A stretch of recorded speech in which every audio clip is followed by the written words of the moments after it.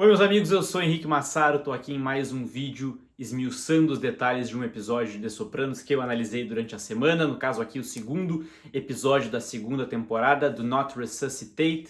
Finalmente aí estamos fazendo, tá começando a ganhar forma as análises da segunda temporada, estou muito feliz. Agradeço a todos que ficaram esperando e vamos fazer crescer essa comunidade de The Sopranos, como eu prometi.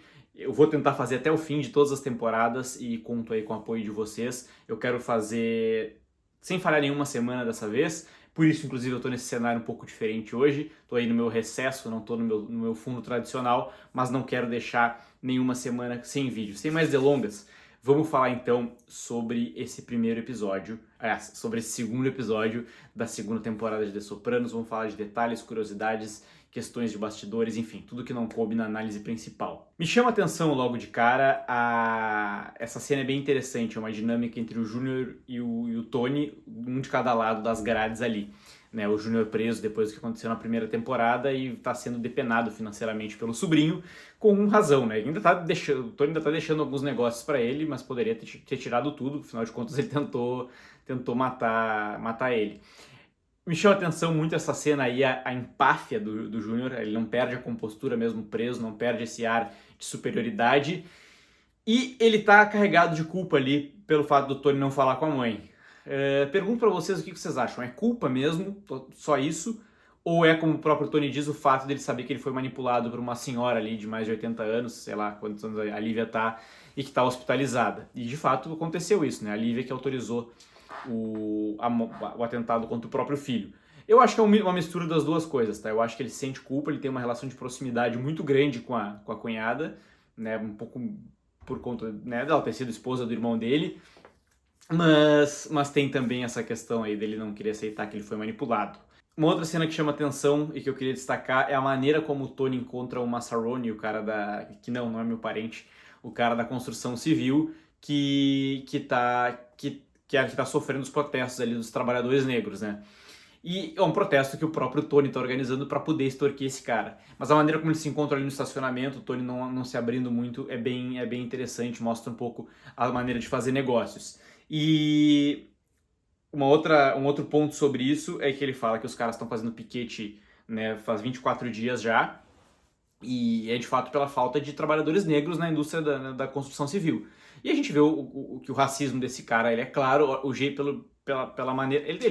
A gente entende que ele está incomodado, ele não está conseguindo trabalhar, mas olha a maneira como ele se refere, né, aos caras. Ele fala essas pessoas, dá um jeito nessas pessoas. Ele é uma superioridade que ele fala com relação àqueles caras, aqueles trabalhadores negros, que mostra que o protesto, por mais falso que ele seja, ele tem um fundamento e um motivo de existir, né?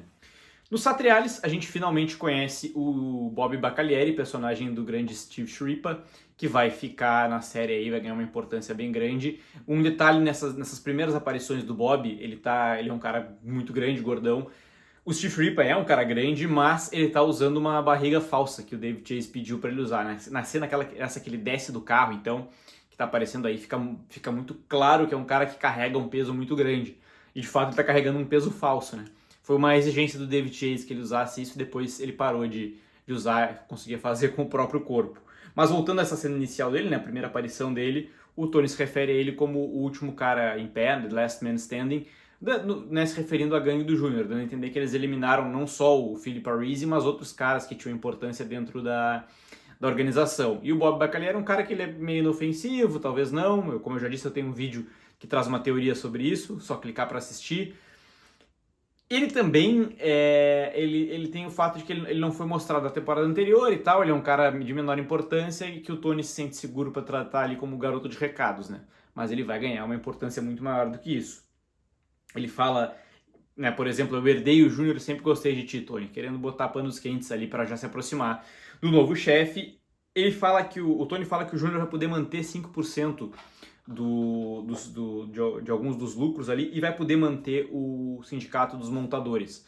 Né? A gente nunca sabe muito bem quantas organizações os Sopranos ali eles comandam e tal. A gente entende que é toda uma rede ali do submundo do crime, mas essas conversas deixam alguns detalhes mais claros. E o Tony vai deixar ele manter sindicato, como eu disse, deixando ali o Júnior manter algumas coisas, mas também não é só bondade, né? o chefe da família ainda atuando em alguma coisa e estando preso, nesse momento ele ainda está preso, agrada os federais, tira o foco dele, que é atualmente o novo chefe, né? Aí já deixa eles um tanto quanto satisfeitos por ter talvez o grande chefe preso, mas eles sabem que quem tá mandando nas coisas é o Tony Soprano. O Pussy finalmente se encontra com o cara que tem contato no FBI e eu gosto como isso não é uma revelação assim feita para deixar a gente chocado. É uma cena totalmente trivial, nos mostrando que ele já tinha relações com aquele cara, né, com o FBI desde 98, ou seja, 2 anos antes já do que a gente está acompanhando na série.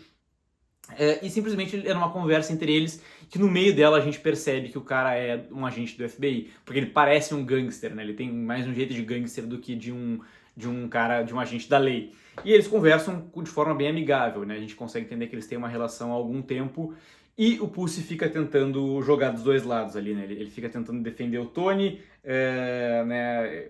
Mas ao mesmo tempo ele é um delator, ele quer ir entregando coisas que não tenham tanta importância para ele não se complicar tanto com os amigos, para ele não se sentir que ele é tanto um delator. Ele está num momento extremamente confuso, né, da vida dele e extremamente complicado, do qual não tem como sair ileso, como a gente vai ver mais pra frente, né? E o cara, além de dizer que ele tá na rede, né, do FBI desde 98, são eles mesmos que acharam médico para ele e tal, e deixaram ele voltar às ruas porque esse retorno dele foi chancelado pelo FBI. Isso é um detalhe importante. Os caras monitoram alguns gangsters, criam relações para pegar caras maiores, mas ao mesmo tempo, pode ficar ali cometendo teus delitos e tal para ganhar teu dinheiro, contanto que tu faça esse serviço pra gente. É uma relação muito promíscua, né? Como a gente já viu em diversos filmes, em diversas obras de arte aí. Então eles deixamos você voltar para as ruas e queremos resultados, né? Então é muito um toma lá da cá. E de novo, mais um cara que repete a fofoca, que a gente sabe que não é fofoca, né? Não é boato, é verdadeiro, de que o Tony... Na verdade, mais ou menos, né? O Tony não chegou a tentar sufocar a mãe, mas ele estava com um travesseiro querendo ir atrás dela. Isso se espalhou, não só pessoas de dentro da organização sabem, como o próprio FBI está ciente. Esses detalhes sobre o Júnior Soprano na cadeia ali, querendo conseguir a sua... Ele acaba conseguindo uma prisão domiciliar, né? Mas na verdade ele quer sair incondicional, por questões de saúde. Eu falo alguns detalhes interessantes sobre ele. Primeiro que ele só foi preso em 68, portanto 32 anos dos acontecimentos de agora, de The Sopranos. Ele teve uma prisão muito ali na época mais de juventude dele. E depois, desde então, ele tem conseguido se manter fora da cadeia. E fala que ele é um veterano de guerra também, né?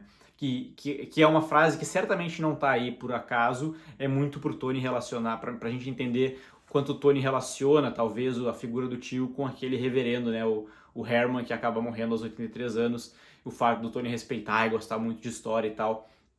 Essa frase tá nesse momento muito por conta disso, assim, pra gente poder criar esse link. E um ponto interessante, né, a gente fala aí eu falei muito sobre isso na análise, o fato de o Tony pensar muito nos velhos tempos e achar que ele tá na época errada, que isso é meio que o cerne desse episódio e da série como um todo, às vezes. Existe muito uma camada também do Tony de ter ido por esse caminho, né? Eu acho que muitas vezes ele se questiona quanto a isso, ele chega a ter alguns sonhos a respeito de ter seguido uma outra vida e tal. Tanto que ele se impressiona nessa conversa com o Júnior, que o Júnior diz pra ele que o filho do corretor de apostas, o cara que deixa eles terem aquela conversa, o Júnior receber pessoas no consultório médico, é o cardiologista daquele lugar, que é filho de um corretor de apostas, um cara que, como eles, ali vive fora da lei e conseguiu ter um filho que é cardiologista, né? Então, isso talvez traga algumas reflexões pro Tony sobre o que ele poderia ter sido, sobre o que talvez os filhos dele vão conseguir ser. Certamente é uma coisa que toca ele nesse momento, uma conversa que eu acho interessante. Gosto muito da maneira como o Massaroni encontra o Bob e o Júnior para deixar um envelope de dinheiro. Primeiro porque é numa clínica de pessoas mais velhas, que provavelmente não vão perceber aquilo, e mais ainda porque é num consultório oftalmológico, né? Então a chance das pessoas enxergarem mal ali é bem grande e a chance deles serem pegos, serem percebidos é muito menor. Então eu acho um detalhe bem perspicaz. Uma referência interessante é que a Janice, depois de ter aquela conversa com a mãe dela ali, falando sobre que ela faz as pazes e consegue manipular a mãe, ela aparece dirigindo o carro, ouvindo música e fumando um baseado. E se vocês repararem, no relógio dela, relógio de pulso, no momento dessa cena, está marcando exatamente o horário de 4h20, né? Bastante sugestivo para o que ela está fazendo nesse momento. E por fim, cara, um último detalhe desse episódio é o fato da Lívia falar sobre o dinheiro, né? O dinheiro que ela teria escondido, para quem que ela vai deixar. É uma maneira ali, claramente, dela estar barganhando a própria vida ali para conseguir ganhar vantagem sobre a filha, que é uma ameaça para ela naquele momento, né? Da filha achar que ela ainda tem dinheiro para de repente não fazer algo contra ela. A Lívia é extremamente paranoica, mas pensamentos de matricídio certamente já passaram pela cabeça da Janice, e ela sabe disso, eu acho. E fica claro que nesse momento tá passando esses mesmos pensamentos, né? Porque ela tem essas visões aí com ela tirando a mãe da escada. Acho bem interessante a maneira como eles dirigem isso, né? Como eles montam essa cena e como linka até com a própria referência que a Lívia fez antes, que é do filme lá do cara que atirou a mulher italiana de escada abaixo. Então é um detalhe bem interessante do episódio. Beleza, gente? Algum detalhe que eu tenha esquecido de comentar aqui? Não se esqueçam de deixar aqui nos comentários, eu sempre gosto de ler comentários de todo mundo. Vamos seguir junto, manda esse vídeo aí para os amigos que são fãs de The Sopranos. Não se esquece de deixar o like. Até o próximo vídeo e tchau!